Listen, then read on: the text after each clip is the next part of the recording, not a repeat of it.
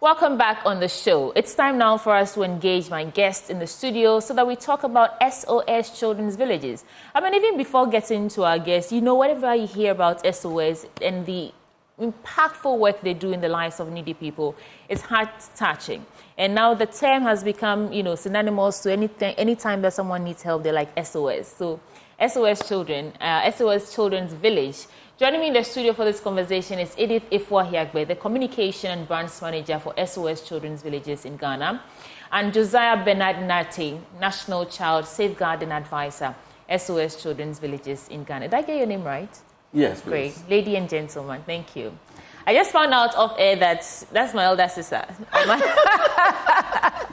You're welcome. Thank you. I mean, SOS is doing great, but briefly, can you tell me about this venture and the work you've been doing for over 50 years now? Okay, let me get started. Yeah. I want to say good morning to our cherished viewers, and then I thank your station for inviting us to tell our story. I want to start by indicating that normally when you mention SOS, people assign all kinds of meanings to that acronym. But the acronym is not Save Our Souls. Oh, it's not? People have been hearing. What is it? Indicating. No. The acronym is Social Society. You know, it is derived from a Latin phrase, Societas Socialis. Okay. Social society. A society of people, a society that has structures in place that promote the well-being of children. So if you look at the organization, we are an independent social development organization working in the best interest of needy children.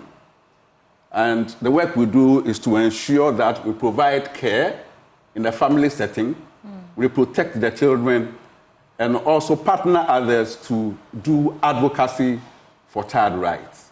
So basically, this is what we do. And you've been doing this for 50 years. Yes, how has the journey been? In Ghana alone for 50 years? 50 years. Edith, how has the journey been? It's not been a so smooth journey in terms of challenges that we encounter in terms of fundraising and all that. But I'll be quick to also say that the journey is 75 years globally. Oh. It started in 1949 in a little village called Inst in Austria. Okay. And Ghana is 50. Over here in Ghana, we started in Tama, Community 6, in 1974. Okay. In 92, we came up with the Esiakwa village, opened by the late Jerry Rawlings. Okay. In 2010, 2 days apart, Tamale and Kumasi villages were also added. Initially, we were known for only providing residential care for children, but from the early 2000s, we have evolved as an organization, and we are now a complete social development organization, and we do more community empowerment interventions.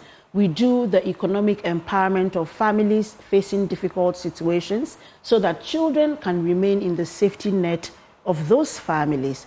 We make sure that our youth in the communities do not loiter about. We provide them with the right skills to attract the right employment. But like I said, it has not been an easy journey because we do all this with funds.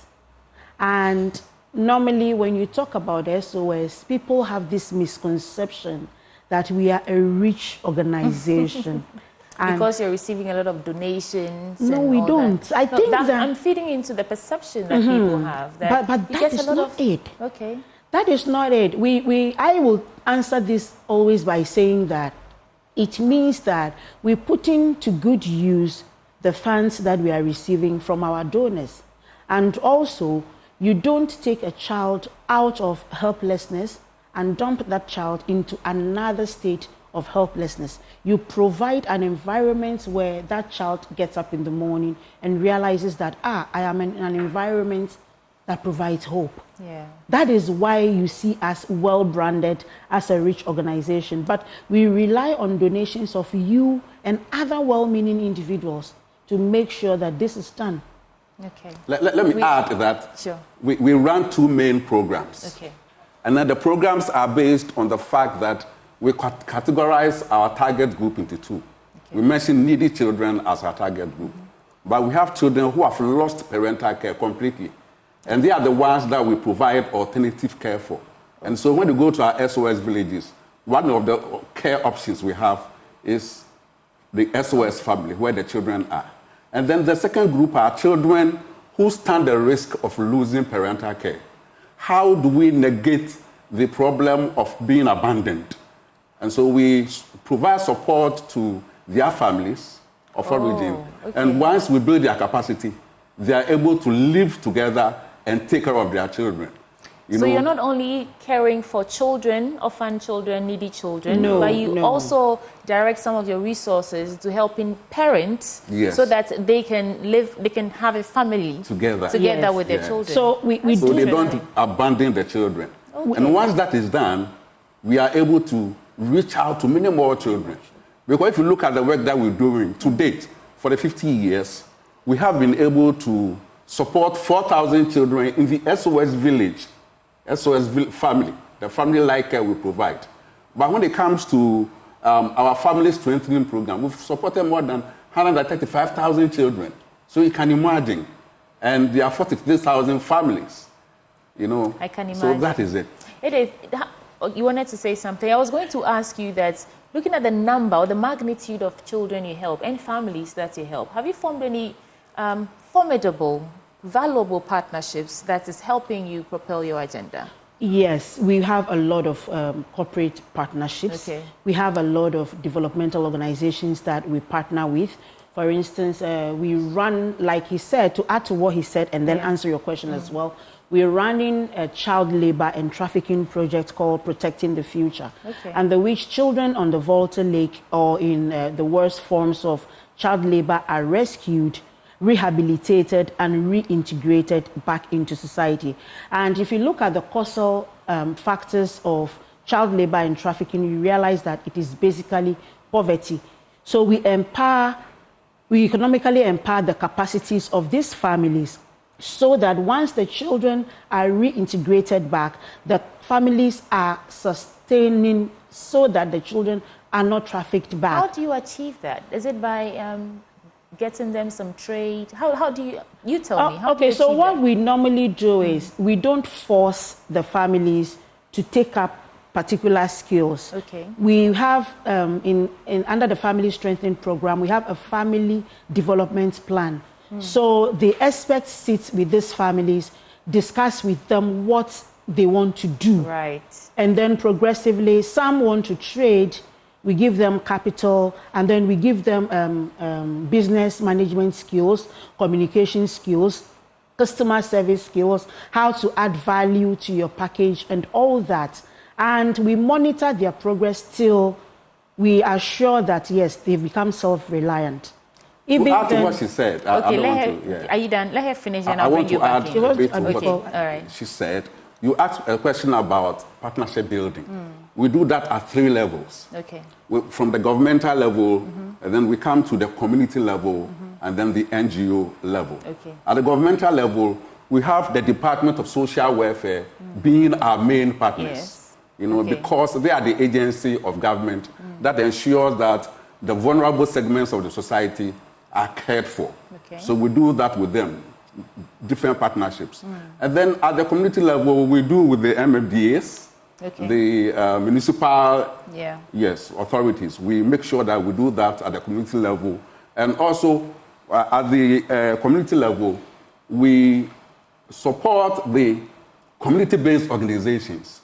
We strengthen their capacity to ensure that they protect their children and also take good care of them. For example, when you go to the communities, we have what we call the Community Child Protection Committees. And we provide training for them to build them up to be able to protect the children living in those communities. So we do that. And then at the NGO level, we partner World Vision, for example. We partner UNICEF and other establishments to make sure that the goal of caring for children and protecting them is achieved. All right. So, but Edith, you wanted to finish your yes. So, thought. with a project like this, we are not running alone in the community. Okay. Like he said, we partner with other child welfare organizations. SOS, for instance, doesn't have a shelter, but our partner has a shelter. Oh, so when okay. these children are rescued, they're taken to this shelter and rehabilitated. Their mental health, they are well thoroughly checked, and then we identify what they want to do. We have success stories of some of these children in apprenticeship. Some are now self-reliant. We do this with partners at the community level. And like he said, we partner with DSW even at the community level. Okay. Now, when it comes to our alternative care, like he said, we partner with DSW because that is where the children come from. They bring in the children. They are part of our gatekeeping committees at the location level. Okay. They are our implementers. Okay. In other jurisdictions, we partner with other child welfare organizations, world organizations, Okay. to make sure that, yes, we are successful. So we have a lot of partnerships. Okay, you said rescued. When these children are rescued, could you shed a little light on that? In what states do these children come to you, and how exactly do you rescue? And then we can talk about activities to mark the 50th anniversary. Okay, so what happens is these children are sold into slavery for sometimes as little as 200 Ghana cedis. Yes, their parents are not able to cater for them. Some were sold into slavery by their sisters. And so together with our partner Challenging Heights, we identify these children, and these children are rescued together with the law enforcement agencies and taken to our partners' shelter. And like I said, they're taken through a lot of counseling because they've gone through a lot of trauma. And so you cannot just pick them from that place and dump them on society. You need to work on their behavior. Some pick up some deviant behaviors over there. So you need to treat all that before you reintegrate them back into their families. There are, according to the last GSS survey, there are over 50,000 children working on the lake. And we are SOS is actually a member of the Coalition of NGOs Against Child Trafficking in Ghana, SINAT. So we work with some of these partners to make sure that the children who are on the lake are identified and rescued. That's what I mean by rescue. Let me add a bit. Now, when we talk about the rescue, it's got different. It doesn't end with just the rescue. After we rescue the children, we do rehabilitation. It is important that when you rescue the children, you rehabilitate them, and then you reintegrate them back into society. Because of the fact that they've been trafficked, they've been isolated from their families, they've been isolated from their communities of origin. So once you do the rescue and rehabilitation, you need to take them back so that they start life all over again and make progress. Because at the end of the day, the child should develop to their highest potential, and that is it. Okay? But you asked the general question about the rescue too. You see, when we come across children who fall within our target group, we conduct an assessment, we conduct an investigation, and then we identify the care option that is most suited to that child's situation. Okay. And that is what we do in alternative care. So you find children in the SOS village as a measure of last resort, and then if we find with the cooperation of the Department of Social Welfare that this child has to be fostered into a family, the child goes into foster care. We also have another option called emergency care or short-term care. When we identify children, the Department of Social Welfare will conduct all the investigations and bring the children to come and stay in our facility in Tema, Siakwa, or Kumasi for some time. And then during the period, they continue to do the assessment, and then when the situation is settled from where the child is coming from, the child is reintegrated into the society. I think you're doing that is the key thing that we do. It's commendable. Now, how are you marking this 50th anniversary? And just to be clear, it's 50 years operations in Ghana alone, but globally 75 years. Yes. How are you marking it? We have a series of activities. We've unveiled our logo. Okay. We've had floats around. Is that what you're wearing? Yes, I'm wearing the 50th anniversary T-shirt. That is the 50th anniversary logo. Proudly, eh? You can see Ghana with SOS celebrating 50 years of transforming lives in Ghana, written in there. And our logo is based on the fact that we realize we've made a lot of impact. The cyan represents stability. If you look at our logo itself, you see a boy and a girl stable there. This cyan blue represents that. Okay. And then also we are across Ghana. That is why we are embedded in Ghana. Okay. So like I was saying, we had we unveiled our logo. We had a float. Next is a sports festival. Oh. We want to have a sports festival with at our 4 locations with our stakeholders. We want to play different games with them to see the other side of us. We are not always children health focused. And so there is an anniversary cap at stake.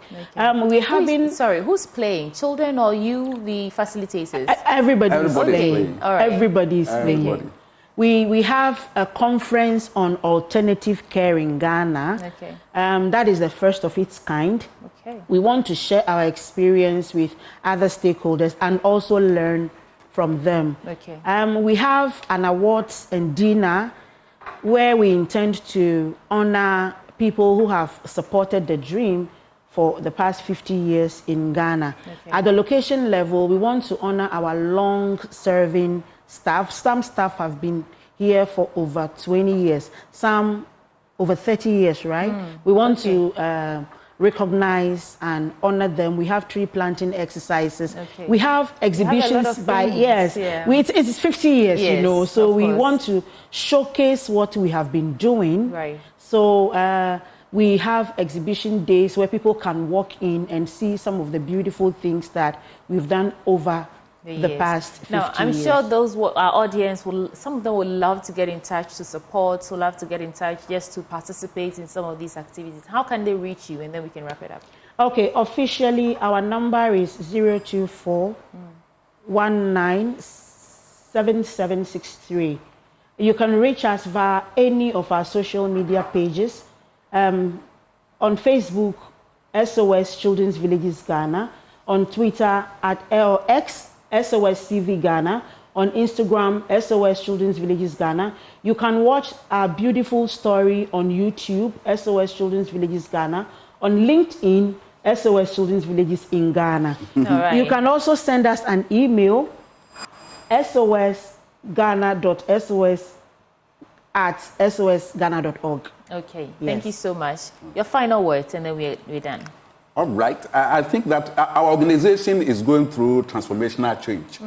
And the reason why that change is important is that we want to reach out to many more children with our services, all in line with the United Nations, policies and all that, especially the Sustainable Development Goals. Yes. And reaching out to many more children means that we need support. We can't do it all alone. You mentioned partnerships and all that. Yes, that is good. But the children we take care of are the children of Ghana. Okay. They belong to us. Okay. And taking care of children is a very, very difficult thing. But we enjoy doing it. How can we do it better? We can do it better when we receive the support of partners like you, especially in the media. Right. We're calling on all Ghanaians everywhere to come to our support to help the children of Ghana. Okay. So that we can reach out to many more to make Ghana a better place for them. Thank you very much. Thank you so much. Edith Ifwa Hiagbe, Communication and Brands Manager for SOS Children's Villages in Ghana, and Josiah Bernard Nate, National Child Safeguarding Advisor, SOS Children's Villages in Ghana. Please support them if you can, because they are the children of Ghana. There's still more to come on the AM show. Stick and stay.